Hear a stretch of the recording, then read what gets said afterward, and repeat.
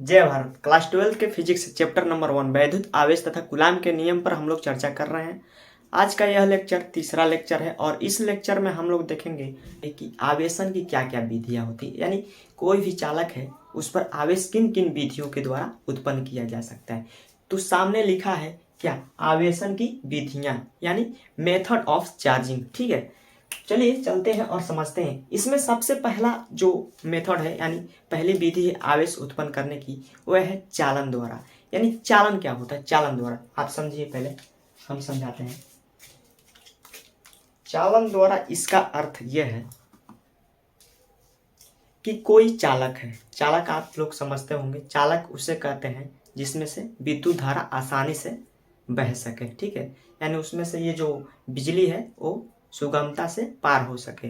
और अचालक किसे कहते हैं? जिसमें से विद्युत धारा प्रवाहित न हो, उसे अचालक कहते हैं। यानी वह कोई भी वस्तु हो जिसमें से विद्युत धारा प्रवाहित हो जाती है उसे चालक कहते हैं, जिसमें से प्रवाहित नहीं होती है उसे अचालक कहते हैं। जो कि एक मतलब भौतिक अवस्था में परिवर्तन करने पर उसमें से आवेश बहता है, उसे क्या कहते हैं?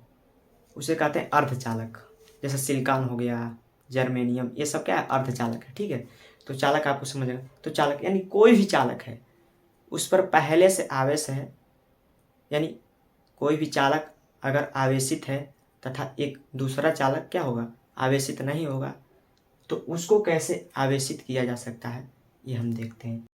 आवेशन की पहले विधि है क्या? चालन द्वारा। इसमें क्या होता है कि एक चालक जो कि पहले से आवेशित होता है उस पर कोई भी चार्ज हो सकता है, या धन लीजिए या ऋण लीजिए। ठीक है, तो हम मानते हैं कि एक चालक है जिस पर क्या है? धनावेश है।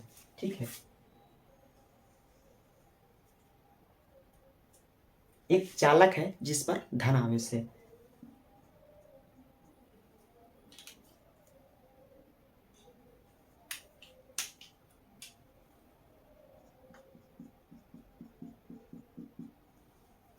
तथा एक दूसरा चालक है जिस पर कोई भी आवेश नहीं है, जिसे हमको आवेशित करना है। ठीक है, इस पर कोई चार्ज नहीं है,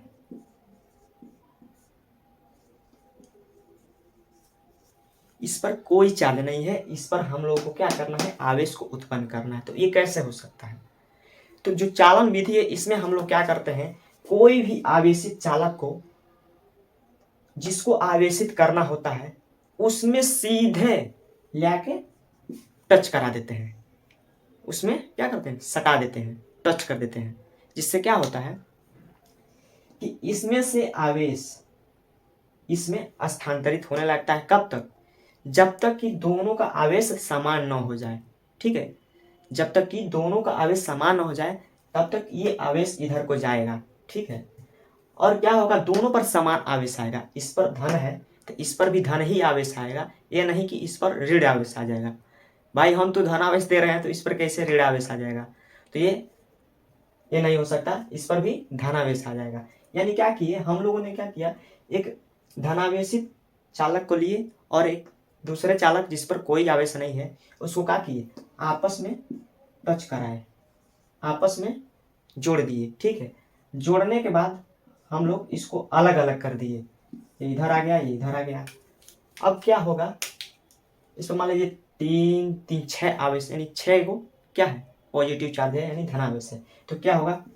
3 इस पर आ जाएगा, 3 इस पर आ जाएगा, यानी आवेश का क्या होगा? स्थानांतरण हो जाए। कब तक? जब तक कि दोनों पर समान आवेश न हो जाए। ठीक है, यही है चालन विधि। चालन विधि के अंतर्गत क्या करते हैं कि किसी चालक को जो कि आवेशित है पहले से, किसी अन्य चालक से जो आवेशित नहीं है उससे टच कराते हैं, जिसके कारण क्या होता है? आवेशित वस्तु से कुछ आवेश अनावेशित चालक पर चले जाते हैं, और जब तब तक जाएंगे जब तक कि दोनों का आवेश क्या होगा? आपस में बराबर न हो जाए, और दोनों पर समान प्रकृति के आवेश आते हैं। ये नहीं कि एक पर धन है तो एक पर ऋण आएगा, नहीं नहीं भाई। इस पर अगर ऋण है, अगर ऋण में लगाएंगे तो ऋण ही आएगा, अगर धन है तो दोनों में धन ही आएगा। ठीक है, ठीक है, ये रहा आवेशन की चालन विधि, यानी पहला विधि होता है चालन विधि। दूसरे विधि के अंतर्गत आता है प्रेरण, प्रेरण विधि। यानी क्या? Induction method. इसमें क्या होता है कि अच्छा, प्रेरण किसे कहते हैं? प्रेरण हम लोग उसे कहेंगे क्या? किसी आवेशित वस्तु के कारण किसी दूसरे वस्तु पर विपरीत प्रकृति के आवेश उत्पन्न हो जाना क्या कहलाता है? प्रेरण कहलाता है। यानी एक आवेशित वस्तु है जिस पर धनावेश है और एक अनावेशित वस्तु है। जब इस आवेशित वस्तु को इसके पास ले जाएंगे, टच नहीं करेंगे, पास ले जाएंगे, तो क्या इस पर इसके विपरीत प्रकृति यानी इस पर धनावेश है तो इस पर ऋणावेश उत्पन्न हो जाना ही प्रेरण कहलाता है और प्रेरण विधि कहलाता है। इस आवेश को उत्पन्न हो जाना, इस पूरी प्रक्रिया को क्या कहा जाता है? प्रेरण विधि। इसी को हम लोग देखेंगे। आवेश उत्पन्न करने की इस प्रेरण विधि में हम लोग देखते हैं क्या होता है। अगर मान लीजिए हमको दो धातु के गोलों को आवेशित करना है, एक धातु के गोला A है और एक धातु के गोला B है। इसे आवेशित करने के लिए हम लोग प्रेरण विधि को कैसे प्रयोग में लाएंगे, इसके लिए हम यहाँ पर देखते हैं। सबसे पहले क्या करेंगे कि इन दोनों चालकों को यानी जो धातु के गोले हैं इनको पास पास संपर्कित कर देंगे, यानी एक दूसरे से जोड़ देंगे, ठीक है। और एक आवेशित चालक को लेकर आएंगे जिस पर क्या हो? आवेश हो। मान लीजिए हम एक छड़ लेकर आते हैं जिस पर धनावेश है, एक छड़ लाते हैं जिस पर धनावेश है और एक गोला A और गोला B जो धातु के चालक हैं इन पर कोई भी आवेश नहीं है, इस पर आवेश हमें उत्पन्न करना है।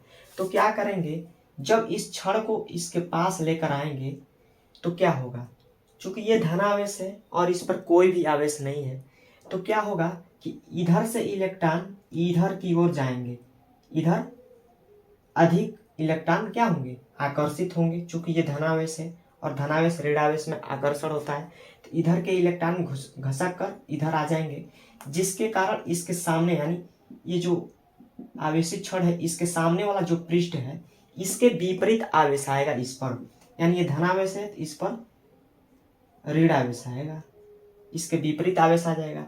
और इसके पिछले वाले पृष्ठ पर यानी जो गोला B है इस पर धनावेश आ जाएगा, इसके समान आवेश आ जाएगा। अब हम लोग क्या करेंगे, क्योंकि ये आवेश और ये आवेश दोनों आपस में बराबर होंगे, अगर इसको हम लोग हटा लेते हैं तो फिर ये वस्तु ये पूरी यानी पूरा गोला A और B अगर इसको हटा लेंगे, बिना इसको हटाए तो क्या होगा? आवेश समान हो जाएगा। फिर ये का अपने पहले वाली स्थिति में चला जाएगा। क्योंकि पहले वाली स्थिति में ये था, इस पर कोई भी आवेश नहीं था और इस पर भी वो आवेश नहीं होगा अगर इसको हम लोग हटा लेते हैं। लेकिन हम लोग ऐसा नहीं करते हैं, क्योंकि हमें आवेश को उत्पन्न करना है। तो इसके लिए क्या करते हैं, इसको ऐसे ही सिस्टम को रहने देते हैं जैसा है, इतना पास लाए उतना पास, जितना उत्पन्न हो गया उतना उत्पन्न हो गया। उसके बाद से क्या करेंगे, इस छड़ को रहने देंगे और क्या करेंगे, इन गोलों को दूर दूर कर लेंगे, जिसके कारण इस पर क्या होगा? ऋणावेश ही उत्पन्न रह जाएगा और इस पर धनावेश ही उत्पन्न रह जाएगा। तो इस तरह से क्या होगा? आवेश उत्पन्न हो जाता है। किस विधि के द्वारा? प्रेरण विधि के द्वारा।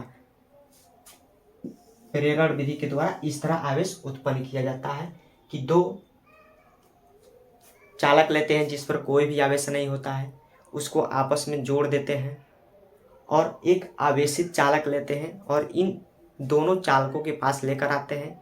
जो चालक इस आवेशित वस्तु की ओर होगा उसके सामने वाले पृष्ठ पर इस जो कि आवेशित चालक है इसके विपरीत आवेश उत्पन्न होगा और जो उसके अपोजिट जो पृष्ठ होगा उस पर क्या होगा?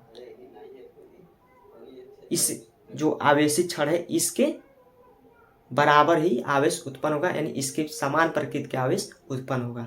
ठीक है, इस तरह से क्या करते हैं हम लोग, इस छड़ को रहने देते हैं और बाद में क्या करते हैं, इन दोनों चालक को दूर दूर कर लेते हैं, जिसके कारण इन पर आवेश उत्पन्न हो जाता है और एक प्रेरण विधि संपन्न होती है।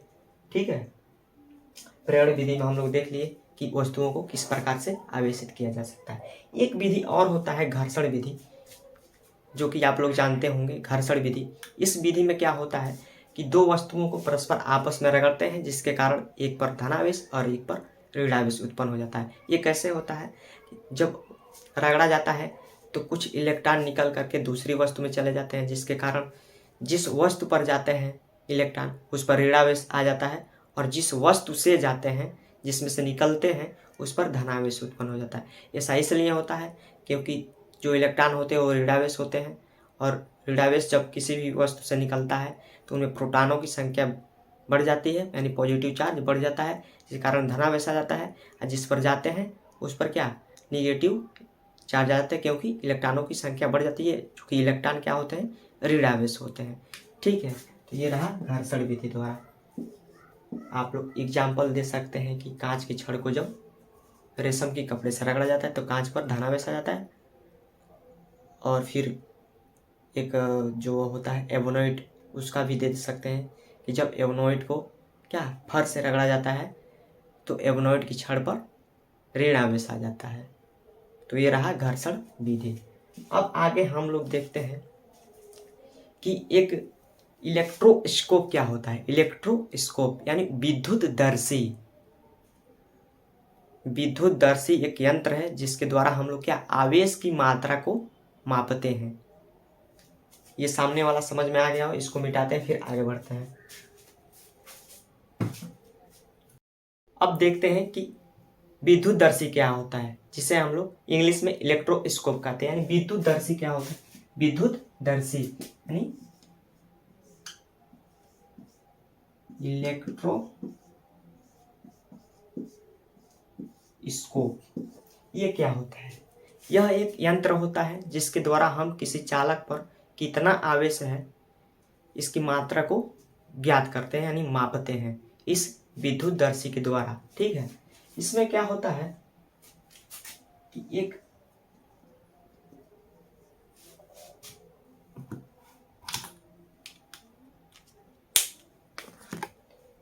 इसमें एक कांच का जार होता है। इस यंत्र को बनाएंगे हम लोग, देखेंगे कि कैसे ये यंत्र बना। ठीक है, तो देखते हैं। इसमें एक कांच का जार होता है,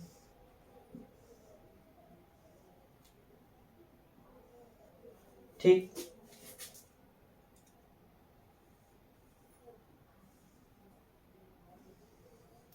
कांच का जार होता है जिसमें एक धातु की छड़ लगी होती है। धातु की छड़ लगी होती है। मान लीजिए कॉपर का एक रॉड है, तार और कुछ भी मान सकते हैं। कॉपर का रॉड है और इस पे क्या होता है, इस पर एक घुंडी लगी होती है जिसमें हम लोग किसी चालक को क्या, स्पर्श कराते हैं। यह एक घुंडी मान लीजिए ये की है, ठीक है। ये बंद रहेगा कारक के द्वारा, और इसके निचले वाले भाग पर, इस पर क्या होगा,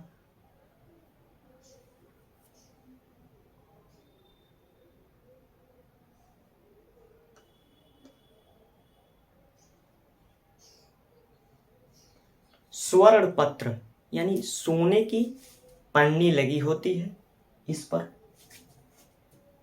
अब इस यंत्र के द्वारा हम लोग किस प्रकार से क्या आवेश को मापते हैं, इसको हम लोग देखते हैं। ये जार मान लीजिए जी हो गया, क्या हो गया, जार, ठीक। ये क्या होता है,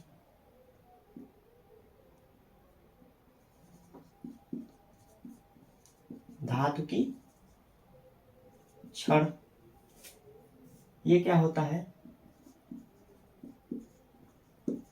सोने की पन्नी, आप लिख सकते हैं स्वर्ण पत्र। स्वर्ण पत्र, शुद्ध हिंदी स्वर्ण पत्र, ठीक है।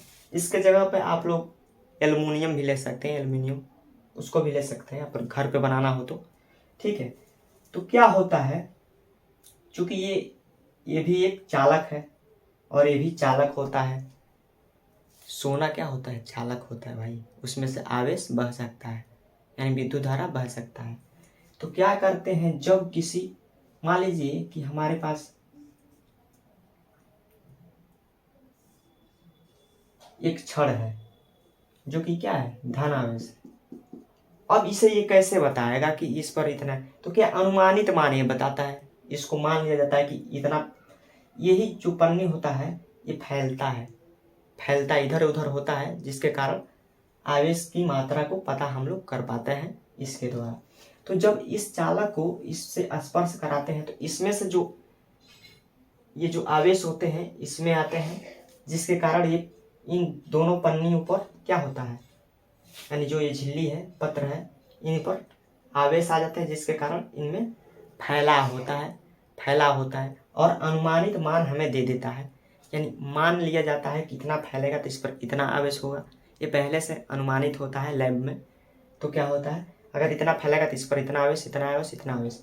तो जब इसको हम लोग इससे संपर्क करते हैं तो इसमें से आवेश क्या होता है, इन पन्नियों पर आता है और पन्नियों में क्या, प्रतिकर्षण के द्वारा ये पन्नी फैलते हैं, जिसके कारण हम लोग को ये अनुमानित आवेश का मान दे देता है। हम लोग आवेश को ज्ञात कर पाते हैं कि इस पर कितना आवेश है। अच्छा, अगर मान लीजिए इस पर जितना आवेश है उतना ही आवेश इतना इस पर है, पहले से आवेश है समान प्रकृति के, इस पर धनावेश है तो इस पर भी धनावेश है। पहले से मान लीजिए हम लोग जब संपर्क में नहीं लाए तब क्या होता है कि इस पर भी उतना ही आवेश होता है। तो क्या करेंगे, चूंकि उतना ही आवेश है, अब जितना फैला है उतना फैला रहेगा, ठीक है। इस पर आवेश है पहले से, जितना आवेश इस पर है उतना आवेश इस पर है। अब क्या करेंगे, जब इस क्षण को लाकर इसमें स्पर्श कराएंगे तो इसमें से जो आवेश आएंगे इस पर, तो उससे और भी अधिक ये फैलेंगे, दोगुना फैल जाएंगे, क्योंकि पहले से इन पर आवेश था ठीक उतना ही जितना कि उस क्षण पर है। तो मान लीजिए कि ये इतना फैला है, ठीक है, और जब इस पर इतना ही आवेश आ जाएगा तो इसके दोगुना फैल जाएगा, इतना फैल जाएगा, ठीक है। अच्छा, अगर वहीं पर मान लीजिए ये ऋणावेश हो और इस पर मान लीजिए उतना ही क्या, धनावेश है, तो इस स्थिति में क्या होगा, जब इस क्षण को लाएंगे, यानी ऋणावेशित क्षण को जब लाएंगे इसमें, ऋणावेशित जब इसमें लाकर स्पर्श कराएंगे तो ये क्या होगा, चूंकि ये जाएगा तो इस पर पूरा आवेश को नष्ट कर देगा। धनावेश और ऋणावेश मिलते हैं तो आप जानते हैं क्या होता है, तबातोड़ आकर्षण होता है, जिसके कारण क्या होगा, ये पन्नी जितना इतना फैले थे वो सिकुड़ के एकदम चिपक जाएंगे। तो ये इस स्थिति में आवेश को वो बताता है कि ठीक उतना ही आवेश था जितना कि इस पर था, लेकिन क्या, अगर सटेगा तो इस पर विपरीत आवेश है, यानी इसके विपरीत आवेश है, अगर फैलेगा तो समान आवेश है। तो इसलिए इसको आवेश मापने में प्रयोग करते हैं, किसको, विद्युतदर्शी का, यानी इलेक्ट्रोस्कोप का। तो इस तरह से हम लोगों ने समझा आवेशन की विधि और इलेक्ट्रोस्कोप, जो कि आवेश को मापने में हमारी मदद करता है, लैब वगैरह में इससे मापते हैं। खैर आजकल तो डिजिटल वो सब आ गया है, मीटर उटर, उससे मापा जाता है, लेकिन जो प्रयोग किया जाता है यानी लैब वेब में उसमें इसी के द्वारा नापा जाता है, ठीक है। बाकी आवेशन की विधि हम लोग पढ़ चुके हैं। पहले विधि है चालन द्वारा, दूसरा है प्रेरण द्वारा और तीसरा है घर्षण द्वारा, ठीक है। तो इस तरह से इस लेक्चर को समापन करते हैं और अगले वाले आने वाले लेक्चर में हम लोग कूलाम के नियम को पढ़ेंगे एकदम विस्तृत तरीके से, कि कूलाम के नियम क्या होता है, ये कैसे है, और इस पर हम लोग न्यूमेरिकल भी करेंगे, ठीक है। बाकी आज के लेक्चर में बस इतना ही, मिलते हैं अगले लेक्चर में, तब तक के लिए जय भारत।